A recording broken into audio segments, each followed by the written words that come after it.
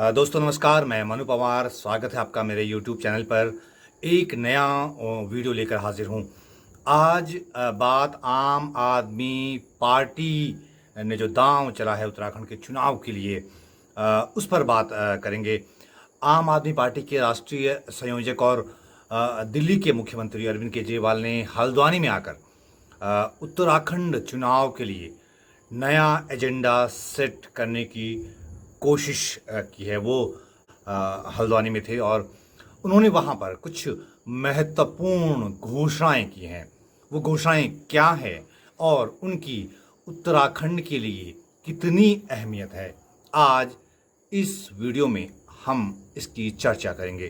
केजरीवाल की इन घोषणाओं से ऐसा लग रहा है कि आम आदमी पार्टी की समझ में कम से कम ये बात तो आ गई है कि उत्तराखंड के ज़रूरी सवालों को, ज़रूरी मुद्दों को एड्रेस किया जाना कितना ज़रूरी है।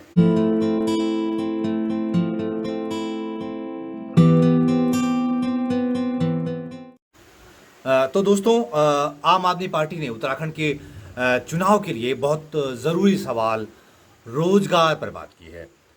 उसे अपने चुनावी कैंपेन का हिस्सा बनाया है।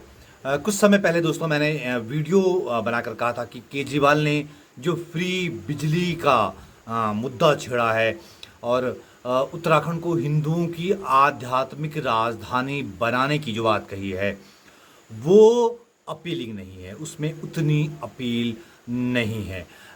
ये मुद्दे उत्तराखंड में चलने वाले नहीं हैं। मैंने पिछले वीडियो में जो मैंने पॉलिटिकल वीडियो बनाया था उसमें ये बात साफ साफ कही थी। लेकिन रविवार 19 सितंबर 2021 को हल्द्वानी पहुंचकर अरविंद केजरीवाल ने उत्तराखंड का अपना चुनावी एजेंडा बदल दिया। उन्होंने दोस्तों 4 महत्वपूर्ण घोषणाएं की। आप तक ये बात पहुंच गई होगी।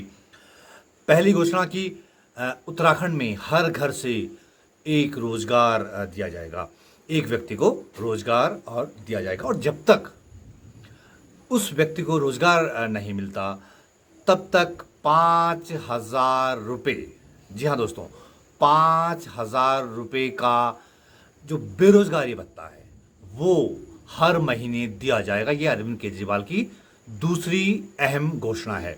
और उनकी तीसरी अहम घोषणा है कि 6 महीने में उत्तराखंड में 1 लाख सरकारी नौकरियां दी जाएंगी।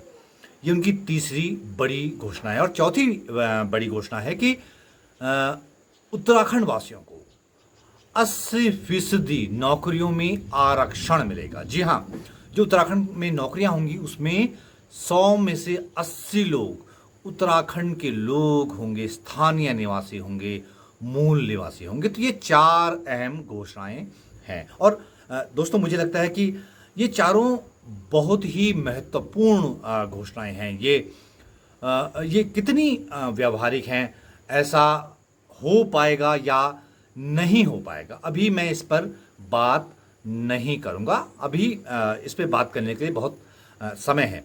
लेकिन अगर इस व्यापक जनहित के मामले में आम आदमी पार्टी चुनावी मैदान में उतरती है तो उसका अलग से इम्पैक्ट होगा दोस्तों। क्योंकि ये उत्तराखंड का बहुत ज़रूरी मुद्दा है, जिनको ऐसे ये 4 मुद्दे हैं जिनको अक्सर चुनावी जो समर होते हैं उस दौरान नज़रअंदाज कर दिया जाता है। आज तो आलम ये है कि उत्तराखंड में बेरोजगारों की फौज खड़ी हो गई है और रोजगार का सवाल लगभग हर घर की चिंता है उत्तराखंड में। अगर रोजगार का सवाल उत्तराखंड में इतना अहम नहीं होता तो कर्नल अजय कोठियाल को इतनी लोकप्रियता नहीं मिलती। उन्होंने केदारनाथ धाम में पुनर्निर्माण के काम करवाए, रिकॉर्ड समय में करवाया, लेकिन आम उत्तराखंडी को इससे उतना ज़्यादा फर्क नहीं पड़ता है दोस्तों।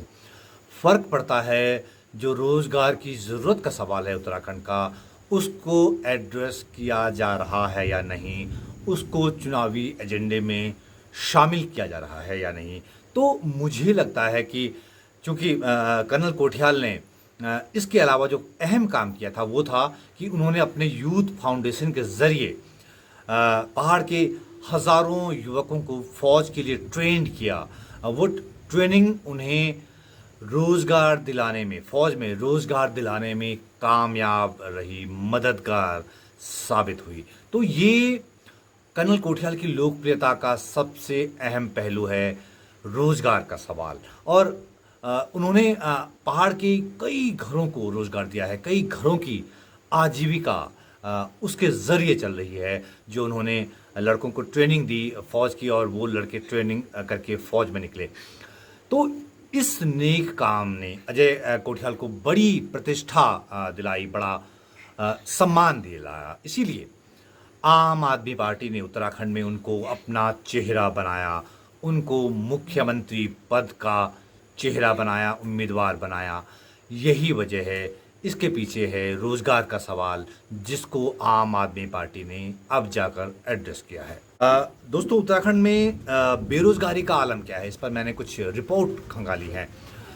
हाल में छपी एक अखबारी रिपोर्ट के मुताबिक 22 राज्यों का एक सर्वे छपा था अखबार में, और उसमें जो आंकड़े दिए गए थे, उसके आंकड़ों के आधार पर जो बेरोजगारी दर के मामले में बताया गया कि उत्तराखंड जो है बेरोजगारी दर के मामले में 9वें नंबर पे था। उस रिपोर्ट के मुताबिक उस रिपोर्ट में ये भी कहा गया था कि 2020 के कोरोना काल में उत्तराखंड में अप्रैल से जून 2020 तक जो है 26.8% लोगों का रोजगार छिन गया था उत्तराखंड में। जबकि पिछले ही कोविड काल की बात बता रहा हूँ, जुलाई से सितंबर का महीना जब अनलॉक शुरू हुआ था, तो तब जो बेरोजगारी की दर थी वो घट गई थी थोड़ा, लेकिन तब भी वो 10.9% बेरोजगारी की दर तब भी थी। और अक्टूबर 2020 में फिर उत्तराखंड में बेरोजगारी की दर बढ़कर फिर से 11.6% हो गई थी। तो उत्तराखंड में बेरोजगारी ये एक बहुत ज्वलंत सवाल है, बहुत बड़ा मसला है। उत्तराखंड के एक प्रमुख समाचार पत्र, प्रमुख अखबार अमर उजाला ने इसी महीने 7 सितंबर 2021 को एक रिपोर्ट छापी है, जिसमें कहा गया है कि उत्तराखंड में इस समय जो बेरोजगारों की संख्या है उसका एक डेटा दिया गया है। ये बताया गया इस रिपोर्ट में कि उत्तराखंड के रोजगार जो दफ्तर हैं, वहाँ जो बेरोजगारों का आंकड़ा दर्ज है वो है 4,72,804। जी हाँ, उत्तराखंड में बेरोजगार जो आंकड़ों में दर्ज हैं वो 4,72,000 से ज़्यादा है। और ध्यान रहे दोस्तों, ये रजिस्टर्ड बेरोजगार है, मतलब जिन्होंने सेवायोजन कार्यालय जाकर खुद का रजिस्ट्रेशन करवाया कि हमें कोई नौकरी नहीं मिली है, हम शिक्षित बेरोजगार हैं। ऐसे बेरोजगारों की संख्या का तो अनुमान ही नहीं है, जिन्होंने खुद को रोज़गार दफ्तरों में अपना इनरोल नहीं करवाया, अपना नाम नहीं लिखवाया, रजिस्टर्ड नहीं कराया। तो इससे इतना अंदाज़ा तो लगता है दोस्तों कि उत्तराखंड में बेरोज़गारों की संख्या लाखों में है। तो जहां लाखों में बेरोज़गारों की संख्या होगी, वहां पे रोज़गार का सवाल कितना अहम होगा, इसका अंदाज़ा आप लगा सकते हैं। तो इस लिहाज से देखें तो उत्तराखंड में बेरोज़गारी एक बड़ा मुद्दा है, और उसी बेरोज़गारी की कोख से दोस्तों पलायन पैदा हुआ है, जिसने पहाड़ के गांव खाली कर दिए हैं पलायन ने। इसीलिए पहाड़ों में रोज़गार के सवालों को जो चुनावी मुख्य धारा में लाया जाना बहुत ज़रूरी था।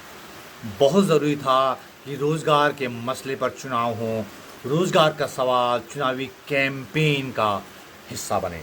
तो दोस्तों, इसी को देखते हुए जब आम आदमी पार्टी ने पिछले दिनों कुछ महीनों पहले फ्री बिजली की घोषणा की थी, उत्तराखंड में बात की थी, हिंदुओं की आध्यात्मिक राजधानी की बनाने की बात कही थी, तो तभी मैंने कह दिया था कि इस पार्टी को लगता है कि उत्तराखंड के असल मुद्दों की समझ नहीं है, बुनियादी मुद्दों का ज्ञान नहीं है।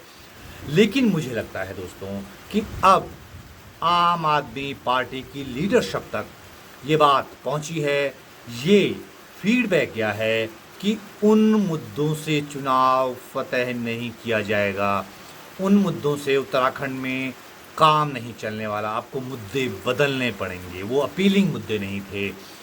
इसीलिए रोज़गार का मसला, नौकरियों का मसला, नौकरियों में स्थानीय लोगों की भागीदारी सुनिश्चित करने का मसला, उनको रिजर्वेशन का मसला, ये बहुत ज़रूरी मसले थे और उनको आम आदमी पार्टी ने ज़ोर शोर से उछाला है।